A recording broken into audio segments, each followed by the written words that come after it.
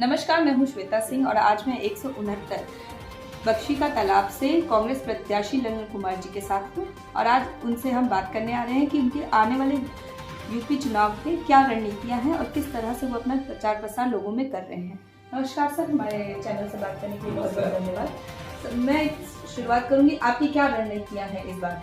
देखिए, रणनीति उनको बनाना है जिसने बख्शी के तालाब विधानसभा में 5-5 साल तीनों पार्टी ने मिल करके यहाँ की जनता को ठगा है, छल कपट किया है।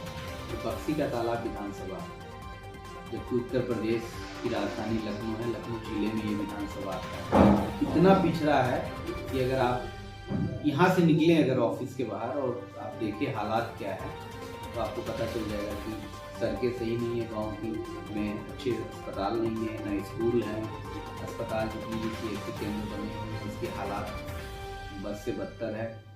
और साथ ही साथ महंगाई जो आ गई है, महंगाई इतना आसमान छू रहा है जिससे कि लोगों का जीवन यापन करना मुश्किल हो चुका है। तो तैयारी उनको करना चाहिए जिसने जनता को लूटा है। हम कांग्रेस पार्टी के प्रत्याशी भी हैं और कांग्रेस पार्टी के सिपाही भी हैं और लगातार जब कोरोना महामारी हमारे देश में आया तो हमारे यहाँ की जनता जहाँ पे भी थी, चाहे वो महाराष्ट्र में फंसे हुए थे, दिल्ली में फंसे हुए थे, चाहे वो हैदराबाद में थे, चाहे वो पंजाब में फंसे हुए थे, हम लोगों ने उनका टिकट भी करवाया, ट्रेन का, बस का, उनको यहाँ सुरक्षित घर तक बुलाया। घर आने के बाद उनके पास समस्या थी राशन की, घर कैसे चलेगा, लॉकडाउन है।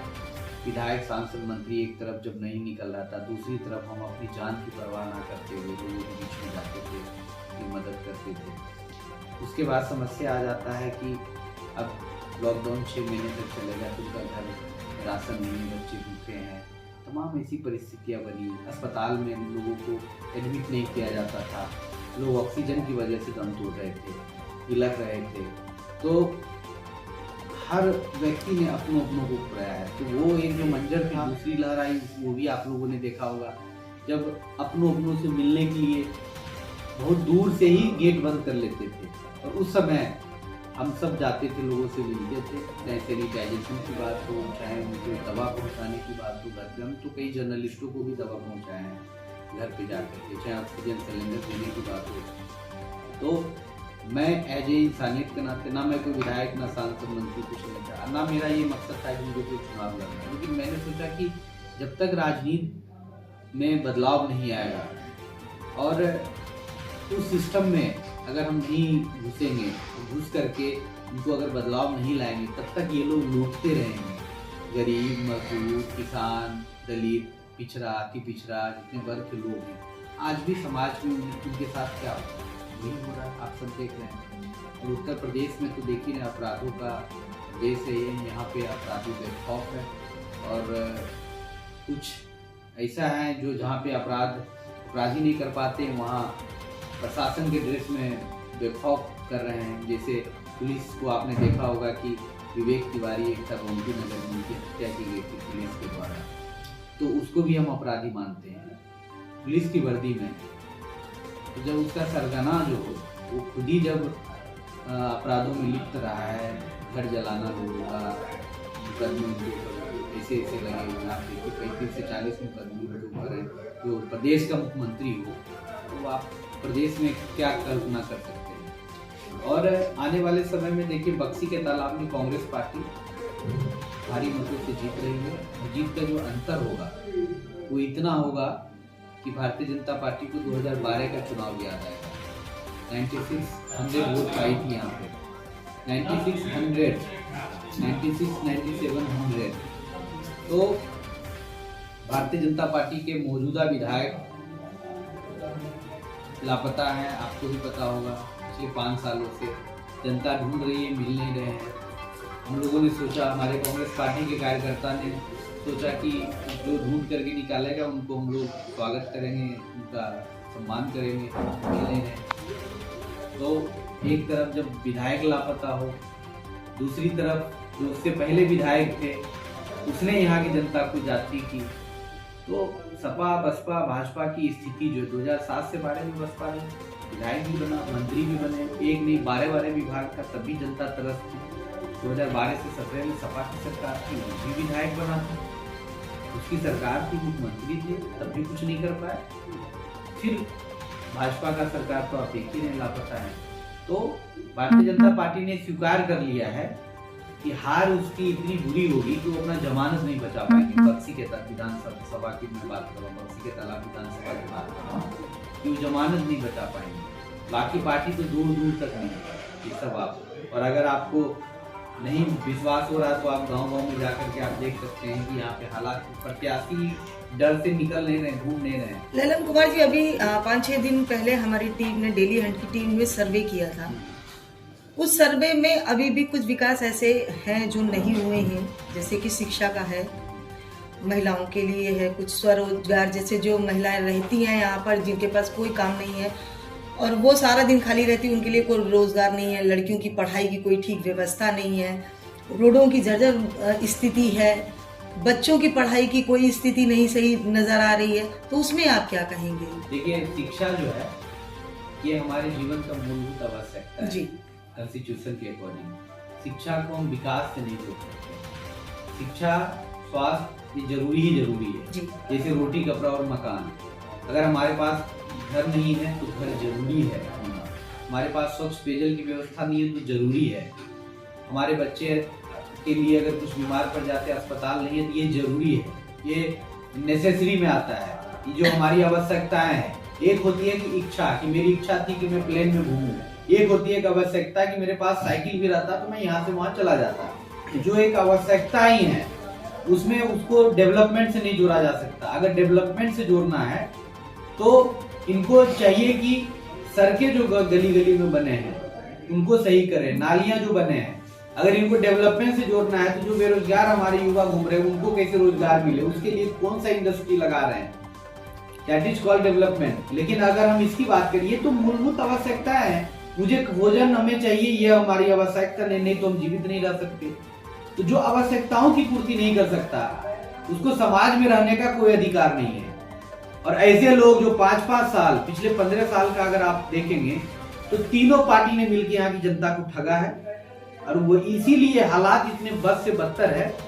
तो भाजपा की यहाँ सरकार है, केंद्र में भी सरकार है, इसलिए उनके प्रत्याशी थोड़ा घूम ले रहे हैं, नहीं तो यहाँ खडेरा होवे वाला सीन है।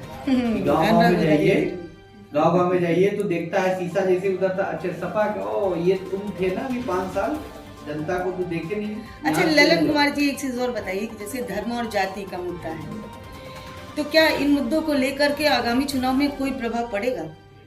आप ये बताइए, कोरोना महामारी आया तो उसने क्या देखा था कि ये यादव है इसके पास नहीं जाएंगे, ये दलित है इसके पास चले जाएंगे, ये ठाकुर है अरे यहाँ जाना चाहिए, ये ब्राह्मण है वहां हम चले जाएंगे। देखिए, जब महामारी आता है या चाहे बेरोजगारी है, बेरोजगारी किसी एक पर्टिकुलर जात बिरादरी में नहीं है। तो कांग्रेस पार्टी सभी जात धर्म में विश्वास करती है, आप सब जानते हैं, और ये तो कोई मुद्दा ही नहीं है, ना होना चाहिए। मुद्दा सिर्फ और सिर्फ डेवलपमेंट होना चाहिए, तभी हमारा, आपका, हमारा गांव समाज सब आगे बढ़ेगा। हमारा परिवार, आपका परिवार, जब हम सब खुश रहेंगे तभी हमारा जो इकोनॉमी है वो ऊपर जाएगी। ललन कुमार जी, अगर आप चुनाव जीतते हैं तो सर्वप्रथम आपका कौन सा कार्य रहेगा अपने क्षेत्र में? देखिए, पहला काम होगा कि राजनीति की परिभाषा को हम बदलेंगे, और वो आपने देखा भी होगा पिछले 3 साल बगैर विधायक, सांसद, मंत्री रहते हुए, बगैर संवैधानिक पद पे रहते हुए, और उत्तर प्रदेश में 403 विधानसभा है। 403 विधानसभा की अगर आप सर्वे करेंगे तो बक्सी के तालाब विधानसभा एक ऐसा इकलौता विधानसभा होगा जहाँ पे ईमानदारी, निष्ठा से हम राजनीति को त्याग, बलिदान, तपस्या, इनसे हम देखते हैं, इनसे जोड़ करके हम समझते हैं कि हमने अब त्याग किया है, बहुत चीजों का त्याग किया है, तब हम जाकर के लोगों की सेवा कर पाते हैं। आज हम 25 किलोमीटर, 30 किलोमीटर गांव-गांव में टहल रहे, लोगों से मिल रहे हैं, इसलिए नहीं कि वो मुझे वोट करेंगे, मैं नहीं भी जाऊंगा तब भी मुझे वोट करेंगे, क्योंकि मुझे हमसे प्यार करते हैं, वो उनके हम सुख दुख में काम आए हैं। लेकिन अभी जाने का ये मतलब होता है कि वो चाहते हैं कि हमसे मिलने आए, वो देखना चाहते हैं बस, इसलिए हम जाते हैं उनसे मिलने के लिए। और अभी से नहीं, 3 साल पहले कौन सा चुनाव था, उस समय भी मैं घर घर जाकर के मिल रहा था लोगों को। तो वही सिलसिला जारी है, आगे भी चलता रहेगा। पहला काम हमारा होगा कि राजनीति की परिभाषा को बदलेंगे। जब राजनीति की परिभाषा बदलेगी बीजेपी में, तो अपने आप जितने भी इश्यूज हैं, चाहे वो बेरोजगारी हो, चाहे कॉलोनी की समस्या हो, कॉलोनी मतलब यहाँ हैंडपम्प की समस्या हो, सोलर लाइट कहीं पे नहीं लगे, स्ट्रीट लाइट नहीं लगे, गांव में छोटे छोटे चौराहे हैं। ललन कुमार जी, जैसे कि ग्रामीण क्षेत्रों में देखा जाए तो सबसे ज्यादा महिलाओं की शौच की समस्या है, सबसे ज्यादा। देखिए, जिसके कारण अपराध भी होता है, बलात्कार भी होते हैं, तो इसमें क्या आपने सोचा है? आपने प्रधानमंत्री जी का आपने जो इज्जत घर उन्होंने शुरू किया था, शौचालय देखे हुए, और बनारस में गए थे, वो एक दिन के लिए वो कारीगर भी बने हुए थे, एक ईटा भी लगाया था, आपने देखा होगा। तो नाटक करने में बहुत अव्वल है वो। और दूसरी तरफ शौचालय में जितना घोटाला हुआ है, सिर्फ उत्तर प्रदेश नहीं, पूरे देश में।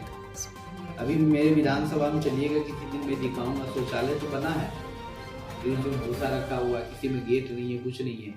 तो जाहिर सी बात है, जब शौचालय उनके पास नहीं है, शौचालय के नाम पे घोटाला किया भारतीय जनता पार्टी, तो हमारी बहन है, माताएं हैं, वो मजबूर है खुले में शौच करने के लिए। जब मजबूर हैं तो देश का प्रधानमंत्री, भाजपा नेता खुलेआम ढिढोरा पीटते रहते हैं कि नहीं हमने शौचालय इतना बनवा दिया। अरे भैया, कहाँ बनवा दिए? कोई एक शौचालय अगर काम कर रहा हो तो बताइए आप। तो ये तो भारतीय जनता पार्टी की नाकामी है, घोटाले में व्यस्त है, जाति धर्म के नाम पे लोगों को बरगलाने का काम करते हैं। टीवी पे चले जाइए, बैठ जाइए। मैं मीडिया संयोजक हूँ, लेकिन मैं नहीं जाता हूँ किसी भी उस पर। मुझे पता है कि वो दिन भर झूठ बोलते हैं, पता नहीं ऊपर वाले देख रहे होंगे कि क्या स्थिति है भाजपा नेता और मंत्री विधायक की, मत पूछिए।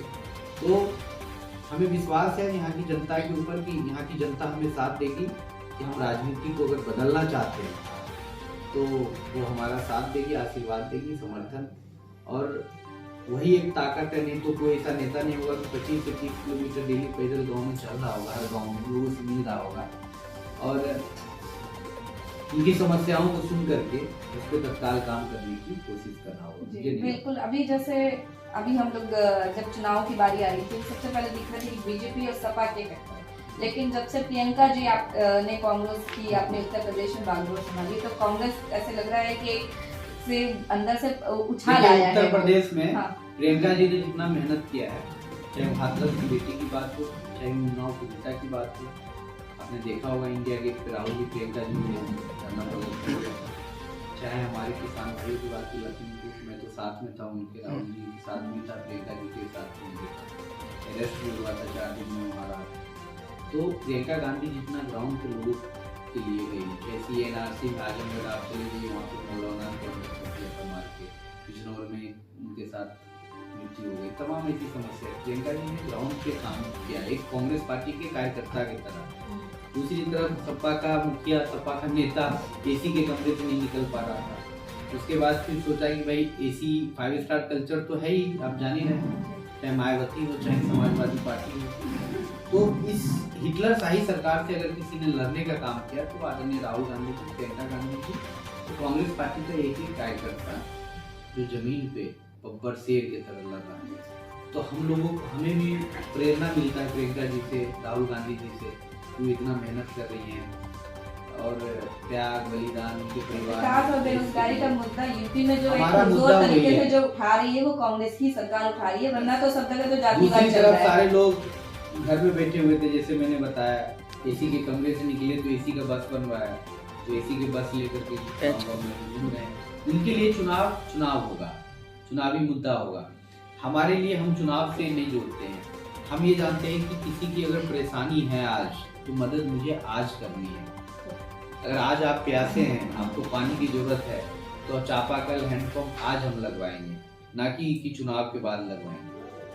मेरे ऊपर चुनाव आयोग का कई नोटिस आ गया कि भैया आपको मदद कर रहे हैं, ये है वो है। मैंने बोला यार मैं ऐसा थोड़ी आज ही कर रहा हूँ, मैं पिछले 3-4 सालों से करते आया हूँ।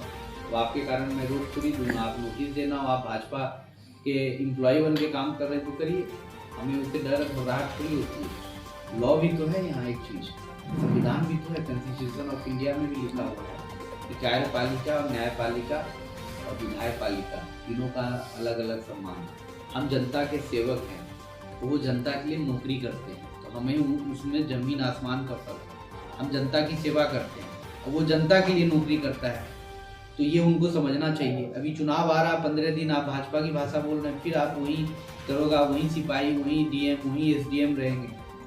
तो तमाम ऐसी चीज़ें हैं जो सरकार कर रही है, जो सही नहीं है, लेकिन ठीक है, जनता देख रही है। जब अंग्रेजों को हम लोगों ने भगाया था, हमारे पूर्वजों ने, तो ये क्या चीज़ है? जनता से अपील लास्ट में यही बोलना चाहेंगे। जनता से यही अपील है कि स्वस्थ रहे, सुरक्षित रहे और इस बार अपने हाथ को मजबूत करें। और हाथ पे जब आप बटन दबाएंगे, मोहर लगाएंगे, हाथ को मजबूत करेंगे, तो मुझे लगता है किसी के सामने में, किसी भी राजनीतिक दल के सामने में आपको हाथ फैलाने की जरूरत नहीं पड़ेगी। इसलिए अपने भाई को, अपने बेटे को, अपने दोस्त को, जो आपके सुख दुख में साथ रहा है, जो आपके लिए 24 घंटे कदम से कदम करा के चल सकता है, चाहे वो किसी भी हालात में हो, किसी भी मुसीबत में हो, वो आपके साथ दे सकता है। ऐसे लोगों को अपना जनप्रतिनिधि बनाइए, जो विधानसभा में आपकी आवाज़ जब बुलंद करे तो आपको गर्व हो कि हाँ, आज आपने बीकेटी की आवाज़ बुलंद की वहाँ, और फिर आपकी जो समस्याएं हैं वो समाधान हो। तो हाथ के बटन दबा करके मोहर लगाएं और स्वस्थ रहें, सुरक्षित रहें, खुशहाल जीवन आपका हो। आने वाले समय में आपकी उम्मीदों पे, क्या जो आपका सपना होगा, आपके बच्चों का जो सपना होगा कि मुझे डॉक्टर बनना है, मुझे इंजीनियर बनना है, मुझे क्रिकेटर बनना है, मुझे नौकरी करना है, उस उम्मीदों पे मैं खड़े उतरने लगा। ये 169 विधानसभा के कांग्रेस बख्शी का तालाब से कांग्रेस प्रत्याशी ललन कुमार जी।